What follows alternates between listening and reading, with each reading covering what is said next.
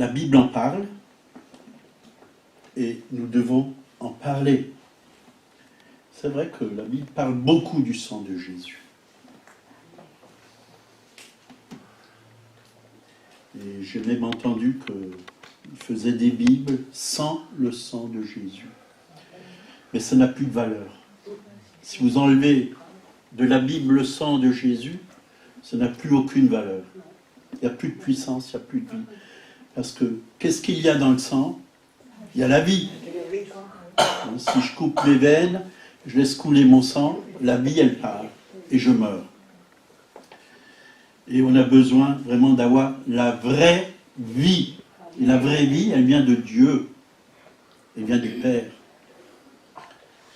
Et c'est ce sang, vraiment, au travers. Jésus a hérité à sa naissance. Quand il est né, il est né dans le sein de Marie. Mais son père, c'était qui? C'était Dieu le Père. Et c'est de lui qu'il a eu la vie. Et c'est de lui qu'il a eu son sang. C'est de lui qu'il a eu son sang. C'est pourquoi la Bible parle de sang précieux. Donc, on va étudier tout ça. C'est important, vraiment, que nous puissions connaître qu'il y a vraiment l'efficacité dans le sang de Jésus. Il y a de la puissance dans le sang de Jésus. Et quand on comprend vraiment tout ce que le sang de Jésus a fait pour nous, et quand on applique ce sang dans nos vies, on peut vivre de grandes victoires. Et l'ennemi est terrifié. Terrifié. Vous connaissez tous Gwen Cho? Non, peut-être pas. Mais j'ai lu un peu hier dans son petit livre là, sur le précieux sang, et j'ai beaucoup aimé. Elle était en Chine. Et le Saint-Esprit lui a montré qu'elle allait vraiment être attaquée par l'ennemi, quoi. Et c'est ce qui s'est passé. Elle allait annoncer l'évangile, et vraiment l'ennemi l'a attaquée, quoi. Et quand l'ennemi est venu pour l'attaquer, elle a eu une vision d'un petit démon, enfin plutôt d'un gros, quoi. Et quand elle a proclamé le sang de Jésus, ce démon, il est devenu tout petit et il a disparu. Quand elle a proclamé, parce qu'il y avait un petit enfant qui était malade, et quand elle a commencé à prier pour lui, rien ne s'est passé. Elle a prié plusieurs jours, rien ne s'est passé. L'ennemi résistait. Mais quand elle a commencé à appliquer le sang de Jésus, vraiment, elle a vu cette vision de ce démon qui devenait tout petit, quoi, et qui tremblait face au sang de Jésus. Et là, l'ennemi est parti et l'enfant était guéri. Il y a de la puissance dans le sang de Jésus. Un jour, il y a aussi des missionnaires quoi, qui ont appliqué autour de leur maison le sang de Jésus, parce que la nuit, il se passait souvent de drôles de choses, des animaux venaient, tout ça, puis pour être protégés. Puis le lendemain, ils sont allés vraiment autour de leur maison, ils ont appliqué le sang de Jésus, ils ont dit: Seigneur, tu entoures cette maison de ton sang précieux, tu la protèges, tu mets une muraille. Et le lendemain matin, quand ils se sont levés, il y avait des animaux qui n'ont pas pu passer, des animaux sauvages. Ils étaient vraiment bloqués, là, morts. Il y avait comme un mur, ils sont rentrés dans ce mur. Je ne sais pas comment ça s'est passé, mais ils étaient morts. Et je crois que l'ennemi, si vous appliquez le sang de Jésus sur votre vie, il ne peut pas venir vous toucher. Il ne supporte pas le sang de Jésus. Parce que vous avez été racheté à un grand prix au travers du sang de son Fils Jésus. Racheté. Donc, vous ne vous appartenez plus à vous-même, vous appartenez à Dieu. Et l'ennemi ne peut pas toucher ce qui appartient à Dieu. Il ne peut pas. On va commencer par la Genèse, chapitre 4, verset 10. Là, ça parle de Caïn et Abel. Quand Caïn a tué son frère Abel. Et Dieu dit, verset 10, « Qu'as-tu fait? La voix du sang de ton frère crie de la terre jusqu'à moi. » La voix du sang. Vous voyez? Le sang parle. La voix du sang de ton frère crie de la terre jusqu'à moi. Et là aussi, on peut voir dans la Nouvelle Alliance, Hébreux 12, 24, Jésus qui est le médiateur de la Nouvelle Alliance et du sang de l'aspersion qui parle mieux que celui d'Abel. Mieux que celui d'Abel. Qui parle. Vous voyez, le sang parle. Il parle. Et qu'est-ce que ce sang voulait dire, en fin de compte? Le sang d'Abel, qu'est-ce qu'il criait? Vengeance, injustice, mort, malédiction. C'est ce que beaucoup ont pensé, mais je pense aussi. Il criait toutes ces choses depuis le sol.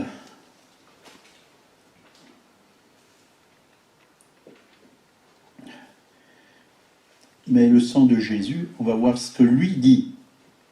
Hébreux 12, 24. Donc, 12, 24, on vient de le lire.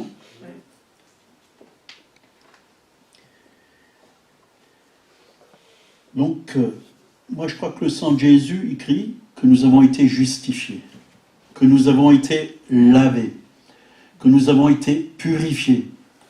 Mais est-ce qu'on entend la voix du sang? Quand vous regardez la croix, est-ce que vous entendez la voix du sang qui dit « Tu as été justifié par ton sang, par son sang, tu as été purifié par son sang, tu as été guéri dans ses meurtrissures, tu as été béni au travers de ce sang, tu as été aimé au travers de ce sacrifice, le sang a coulé, ça prouve que Dieu t'a tant aimé,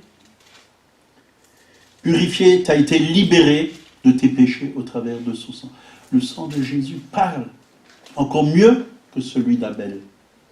Et ce sang, c'est cette voix que nous voulons écouter chaque jour, la voix du sang. C'est très important d'écouter la voix du sang. Il y a quelques années, il y a peut-être 30 ans, j'avais écouté une prédication du pasteur Yung Kisho qui parlait de la voix du sang et ça m'a beaucoup aidé.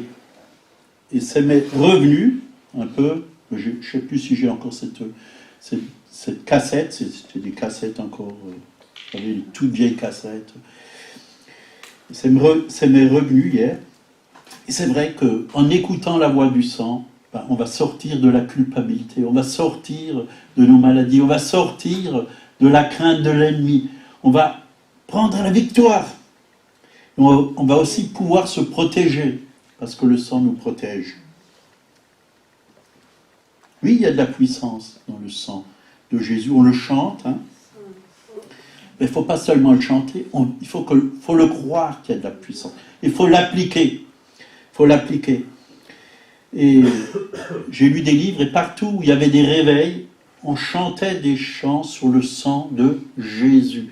Beaucoup de chants sur le sang de Jésus ont été composés quand il y a eu des réveils, parce que c'est une arme contre l'ennemi.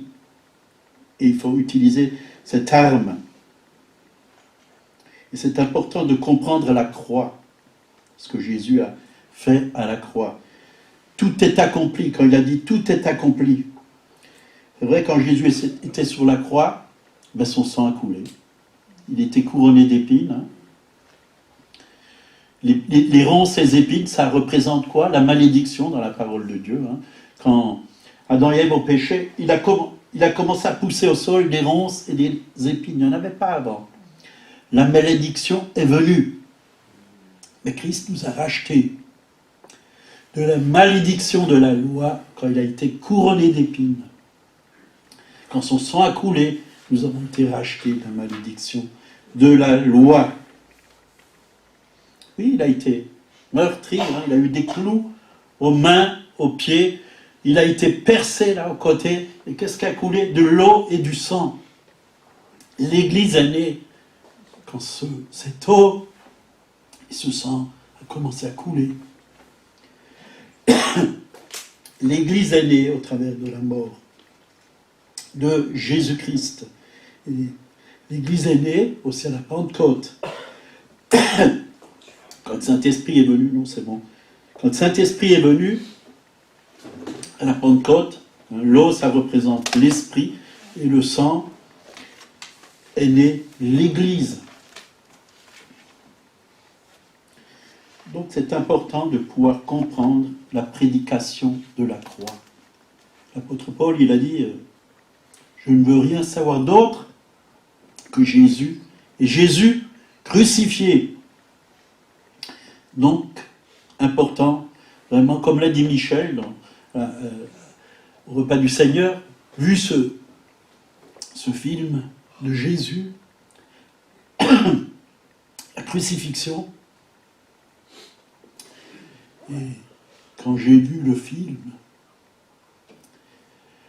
je ne sais plus comment il s'appelle, où Jésus était crucifié. La passion du Christ. La passion du Christ. La passion. Ben, j'ai été vraiment touché. Excusez-moi pour la voix.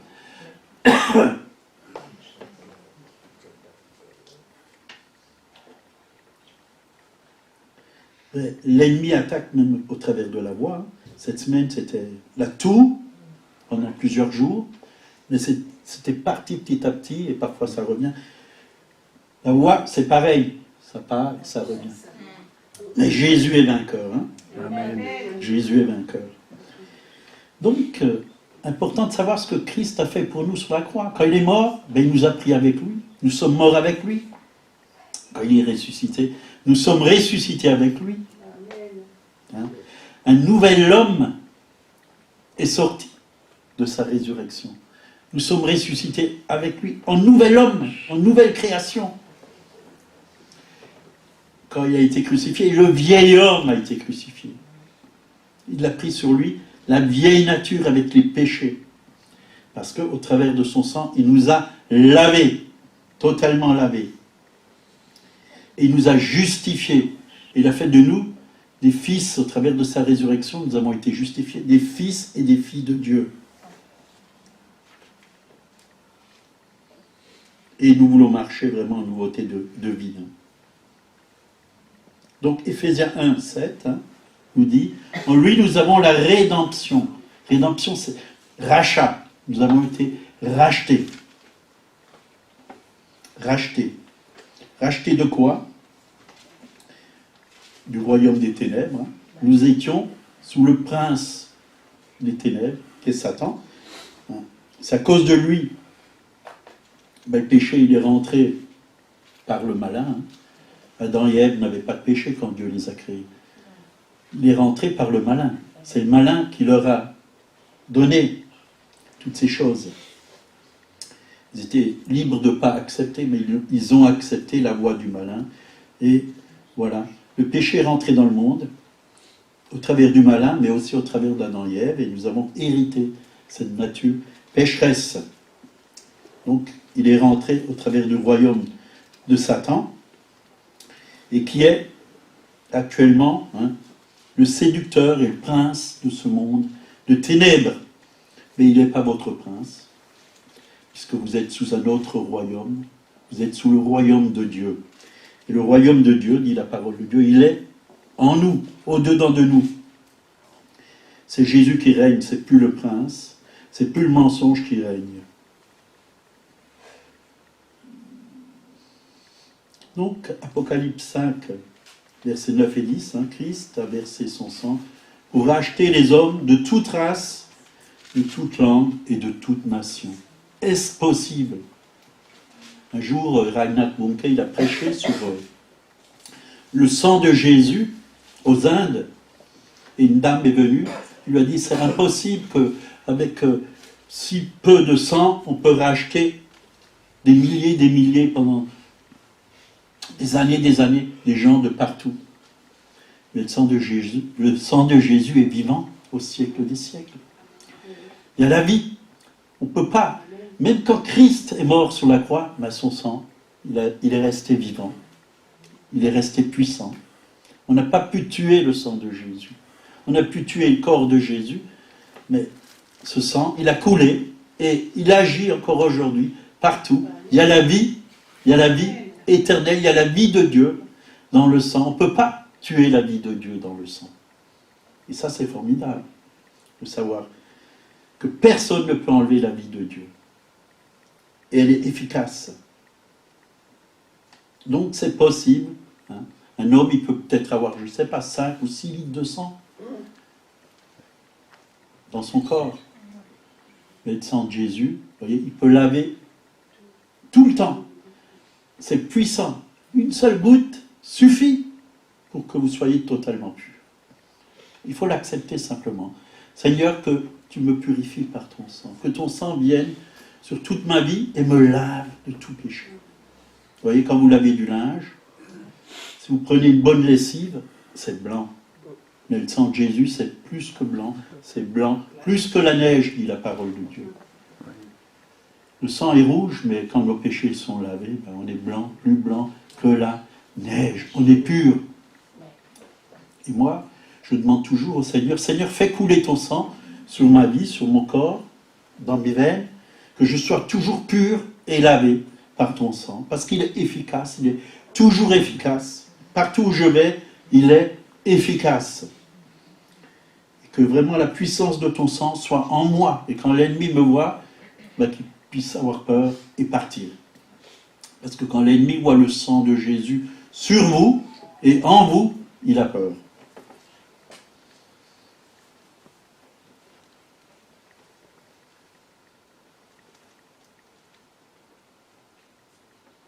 Donc, par son sang, nous avons le pardon des péchés, Éphésiens 1,7. Pardon des péchés, c'est-à-dire que nous sommes pardonnés pour tous les péchés que nous avons commis. Tous les péchés. Et il y a Jean qui a dit, il est l'agneau de Dieu qui ôte ou qui enlève, ça dépend des traductions, le péché du monde. L'agneau de Dieu qui enlève le péché du monde. Ce serait formidable que tous les êtres humains acceptent cet agneau et il y aurait vraiment la paix sur la terre. Fini la guerre. Mais au ciel, il n'y aura plus de guerre parce que ça sera tout des rachetés, ceux qui ont accepté le sang de l'agneau. Donc, le sang devait être répandu pour que nous puissions ne plus être séparés de Dieu, mais que nous puissions vraiment réconcilier avec Dieu au travers de ce sang et être connectés directement au Père.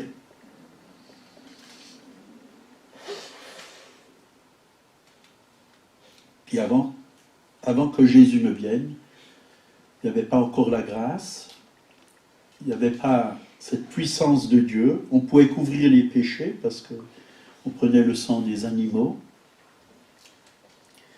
mais il ne couvrait que pendant une année les péchés. Il fallait chaque fois refaire des sacrifices. Mais le sacrifice de Jésus, c'est un sacrifice qui est parfait. Il a été fait une fois pour toutes. On n'a pas besoin de renouveler. Là. Jésus est mort une fois pour toutes, pour tous vos péchés.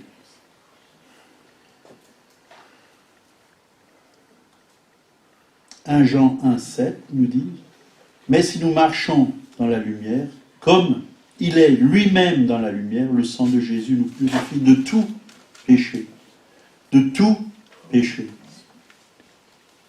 C'est important. Il ne va pas nous purifier de certains péchés, mais de tout péché. C'est-à-dire que quand nous mettons nos péchés dans la lumière de Dieu, le sang il peut venir. Quand nous les confessons, quand nous demandons pardon, alors le sang il vient. Tant que nous les cachons, le sang de Jésus ne peut pas nous purifier. Quand certaines personnes parfois demandent pardon parce qu'ils ont fait du mal, du coup ils sont guéris dans leur corps, parce qu'ils ont été lavés, parce qu'ils ont été purifiés. Et tant que je me suis tu, David il l'a dit, tant qu'il s'est tu, ça n'allait pas. Ça n'allait pas. Mais quand il a commencé à mettre vraiment toutes ces choses à la lumière, Dieu a pu résoudre ses problèmes.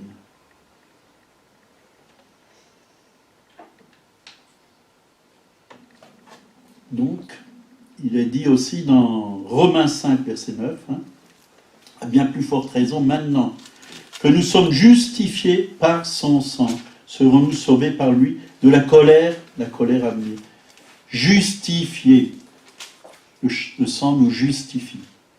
Dieu ne te voit plus comme un pauvre pécheur, il te voit comme un saint qui a été racheté par Jésus et justifié par Jésus. Il n'y a plus aucune condamnation pour ceux qui sont en Jésus-Christ. Plus aucune. Le malin peut venir, tes frères et sœurs peuvent venir pour essayer de te rappeler tous tes péchés ou t'accuser. Mais il n'y a plus l'accusateur des frères. C'est qui? C'est le diable. Mais quand tu lui dis que le sang de Jésus m'a lavé, ben, il est obligé de partir. Vous voyez, Martin Luther lui-même raconte. Il y a toujours cette histoire qui me revient. Hein. Un jour, le diable il est venu et il lui a dit « Tu as péché ». Et il lui a montré toute une liste de péchés. Et Martin, il lui a récité même tous ses péchés passés. Il a dit « Oui, c'est vrai, c'est vrai, c'est vrai, c'est vrai ». Et il est revenu encore avec une plus grande liste.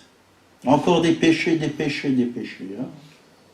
Martin Luther, il a dit « Oui, c'est vrai, mais tu as oublié une chose ». Alors le diable s'est réjoui. « Ah, j'ai oublié, je vais chercher encore d'autres péchés ».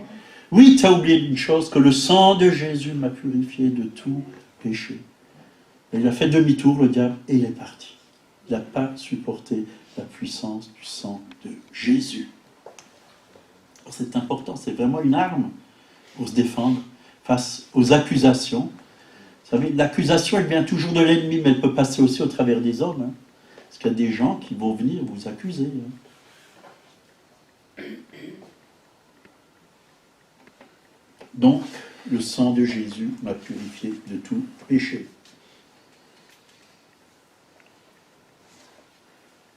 Colossiens 1, 19-20. Dieu a voulu par lui réconcilier lui-même en faisant la paix par lui, par le sang de la croix.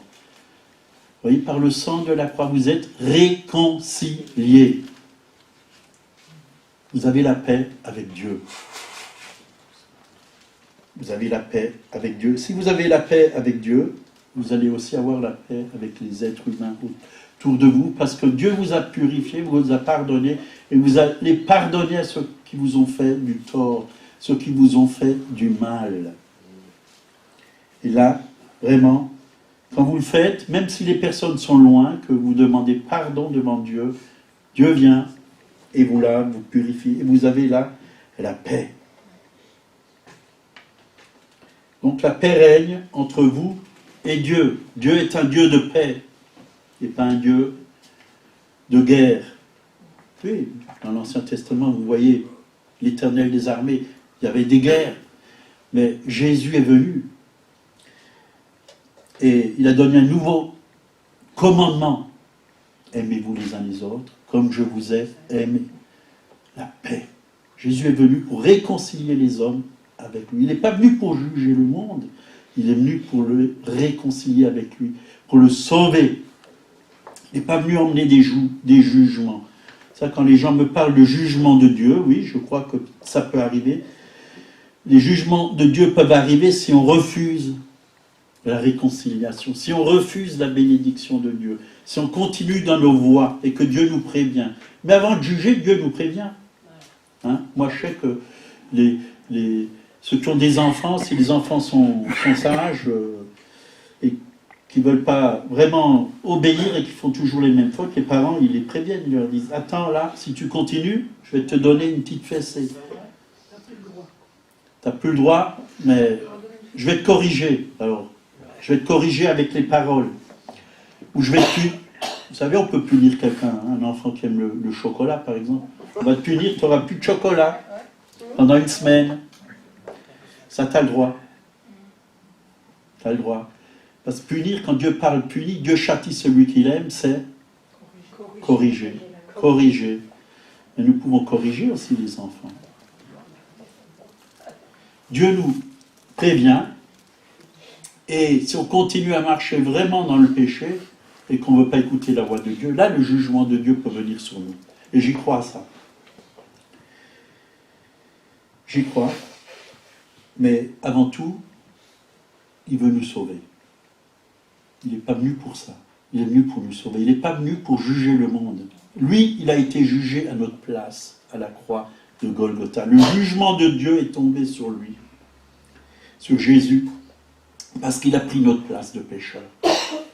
Parce que le péché, qu'est-ce que mérite le péché? Le péché mérite le jugement. Mais comme Dieu a pris notre place au travers de son Fils, on a évité le jugement. Dieu nous a fait grâce. On est sorti du tribunal gracié. Gracié. Pas condamné.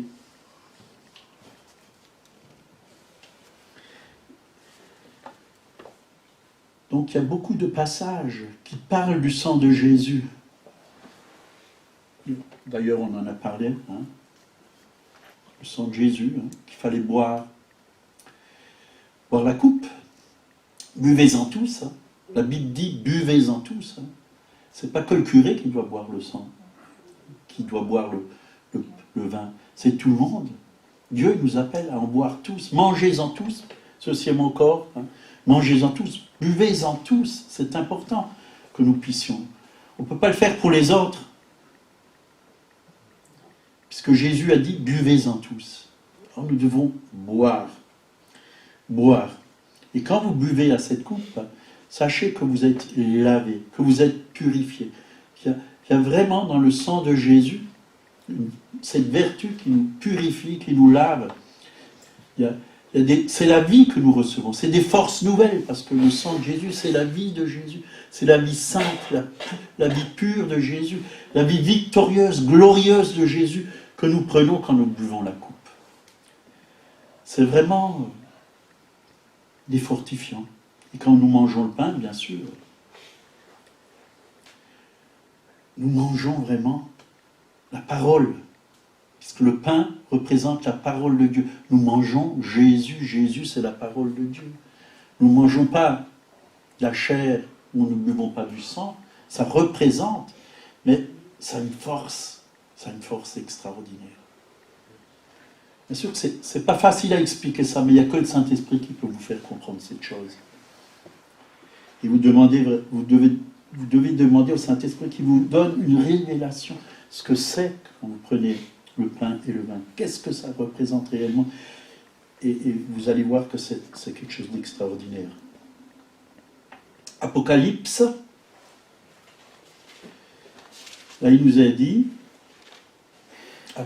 Apocalypse 12, verset 11, « Ils l'ont vaincu à cause du sang de l'agneau et à cause de la parole de leur témoignage. » Ils l'ont vaincu à cause du sang de l'agneau. C'est-à-dire, puisque tu as accepté le sang de Jésus, tu as vaincu l'ennemi. Tu as vaincu l'ennemi. Et parce que tu as témoigné de ce qu'il a fait pour toi sur la croix, Golgotha, tu as témoigné de la puissance de Jésus, la puissance de son sang qui a coulé pour toi. Autour de toi, tu as vaincu l'ennemi. Tu as vaincu l'ennemi. Moi, j'ai réalisé, en témoignant, chaque fois qu'on témoigne, il y a une victoire qui se passe. Les ennemis sont obligés de reculer. Parce que quand tu témoignes, la lumière vient sur les personnes à qui tu témoignes. Tu apportes de la lumière, tu apportes de la vie. Et l'ennemi est obligé de reculer. Quand tu témoignes, tu es dans le camp de l'adversaire pour le faire reculer. Tu prends du terrain à l'adversaire. C'est pour ça que Jésus a dit, soyez mes témoins. Mes témoins. Vous allez voir, plus vous allez témoigner, plus ça va être facile, parce que vous aurez toujours plus d'assurance devant Dieu et devant les hommes. Mais ça va mieux la gorge. Hein? Oui, c'est parti. Là, vous voyez, le sang de Jésus est victorieux, même sur ma gorge. Et sur la vôtre aussi. Hein? Et sur vos douleurs. Hein? Ce matin, Monique avait mal au dos. Hein? J'ai prié pour elle. Que ça puisse partir au nom de Jésus. Ça puisse partir. Donc, ils l'ont vaincu à cause du sang de l'agneau et à cause de la parole de leur témoignage. Donc dans Exode, il nous est parlé, Exode 12, 22 à 24, hein, c'est Moïse qui avait demandé d'immoler un agneau et de mettre le sang sur les linteaux des portes. Quand passait l'ange du destructeur, hein, c'est-à-dire quand l'ennemi passe, hein, et qu'il voyait ce sang sur les linteaux, hein, il passait outre, il passait par-dessus. Mais quand l'ennemi voit le sang de Jésus sur vous, il passe Outre. Il s'en va. Il dit, là, je peux rien faire. Là, je peux rien faire. C'est pas mon domaine. Propriété privée, défense d'entrée. Oui. C'est ce qu'il voit. Mais quand il voit des portes ouvertes, il peut venir, avec ses petits démons, et attaquer, faire du mal. Faire du mal. C'est important de demander la protection du sang de Jésus, chaque jour. Seigneur, protège-moi par ton sang précieux. Sur vos voitures, Seigneur, protège ma voiture par ton sang. Protège-moi sur la route. Garde-moi de tout accident. Je plaide le sang de Jésus. Même sur la sono, sur cet engin-là, je ne sais pas comment il s'appelle, le sang de Jésus sur cet engin. C'est important. C'est important.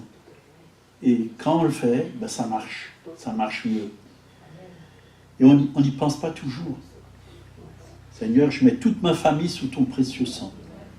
Garde-la aujourd'hui, protège-la. Qu'elle puisse, si elle ne connaît pas Jésus, qu'elle puisse comprendre la valeur du sang. Que le sang a coulé pour eux. Et qu'ils puissent être sauvés. Passer outre. Voyez. On a besoin d'être protégé. Si on n'est pas protégé par le sang de Jésus, il y a des gens qui vont pouvoir faire de la sorcellerie, de la magie sur nous, nous envoyer des sorts, nous faire du mal. Mais si vous savez que vous êtes protégé, vous n'avez plus peur, vous ne risquez rien. Vous savez que ces choses ne vont pas vous atteindre, parce que le sang de Jésus vous protège. Protège. C'est pas magique. Le sang de Jésus, c'est pas quelque chose de magique.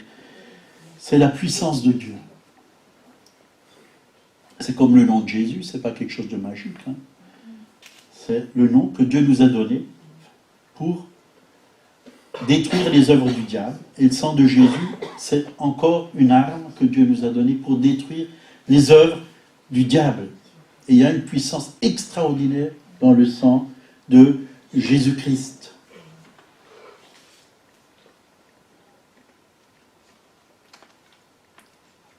Et il nous a dit dans Hébreux 13, verset 12,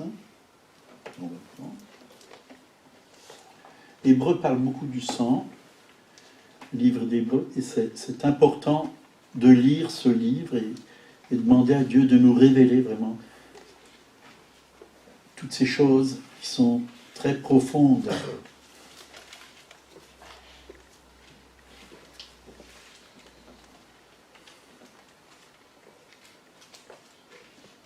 Hébreux 13, verset 12.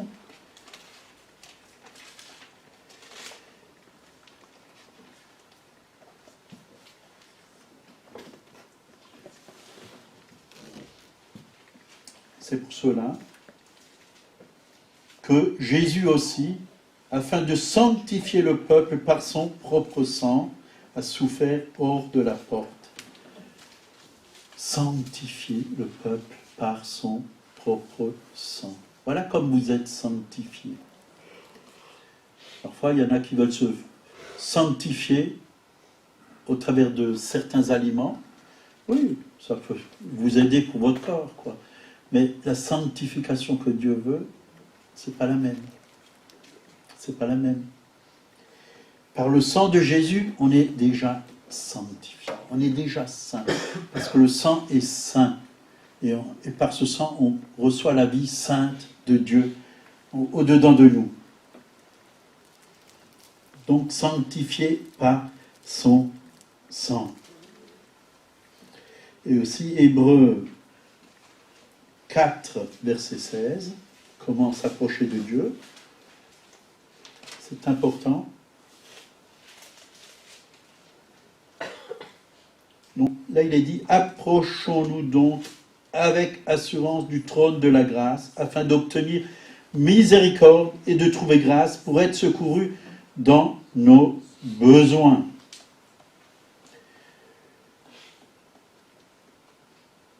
Approchons-nous. On peut s'approcher parce que le sang a coulé. Au travers du sang de Jésus. Je crois que c'est plus haut. Nous devons nous approcher. Le trône de la grâce. C'est le sang qui a ouvert le chemin pour aller au trône de la grâce. Et c'est parce que le sang a coulé qu'on peut venir auprès du Père pour le louer, pour l'adorer. Sans le sang de Jésus, on ne peut pas s'approcher de Dieu. C'est impossible. On ne peut pas. Mais c'est parce que le sang a coulé qu'on a un accès vraiment au Père. La puissance du sang de Christ nous ouvre l'accès au lieu très saint. Hébreux 9, 12 à 14.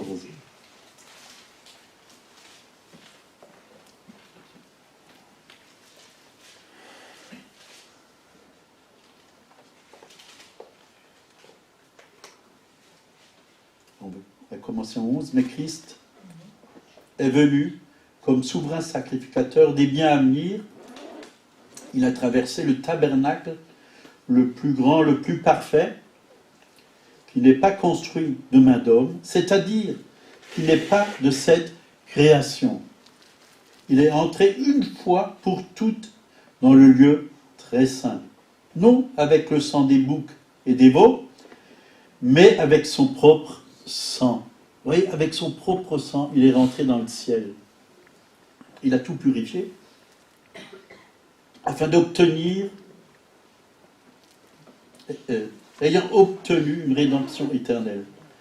Car si le sang des taureaux et des boucs et la cendre d'une vache répandue sur ceux qui sont saoulés sanctifie et procure la pureté de la chair, combien plus le sang de Christ, qui par un esprit éternel s'est offert lui-même sans tache à Dieu, purifiera-t-il votre conscience des œuvres mortes, afin que vous serviez le Dieu vivant. Le Dieu vivant. Dieu nous purifie. Dieu nous purifie. Si Christ est rentré dans le tabernacle, il est vraiment allé dans la maison de Dieu, dans la maison du Père, avec son propre sang. Nous aussi, par son propre sang, on peut rentrer dans la maison du Père. On peut aller le louer, l'adorer, le bénir, le glorifier, l'élever. Si lui l'a fait, nous pouvons aussi. Donc Dieu purifie notre conscience, les œuvres mortes, tout ce qu'on a fait qui n'était pas la gloire de Dieu. Le sang de Jésus vient et purifie notre conscience. Dieu veut qu'on ait une conscience pure, une conscience sanctifiée, sainte. Parfois on vient et on me dit, ah, tel et tel, il a ça et ça contre toi. Alors moi, je dis, j'ai une conscience tranquille, j'ai une conscience pure devant Dieu. Je sais que moi, j'ai rien contre cette personne. Si elle a quelque chose contre moi, ben, qu'elle vienne elle-même me le dire. Parce que moi, j'ai la conscience tranquille. J'ai une bonne conscience. C'est important d'avoir une bonne conscience. Mais si ma conscience me dit, ah, t'as fait ci et t'as fait ça qui n'était pas bien, alors je dis, ok, là je me repens. Mais le sang de Jésus me purifie. Mais c'est important de garder une bonne conscience. Pour garder une bonne conscience, c'est chaque jour. Chaque jour, nous remettre devant Dieu. Et vraiment, le Saint-Esprit, il est assez puissant pour nous montrer où on a mal agi, ce qu'on a dit de mal, les paroles que nous avons dites qui n'étaient pas à la gloire de Dieu. Ça va vite, hein? Et tout le monde y passe, tout le monde dit des choses qui ne sont pas à la gloire de Dieu. On a tous besoin de revenir, de repentance. On a tous besoin de retrouver une conscience pure et tranquille devant Dieu. Donc nous pouvons aller dans le lieu très saint et être purifiés d'une mauvaise conscience.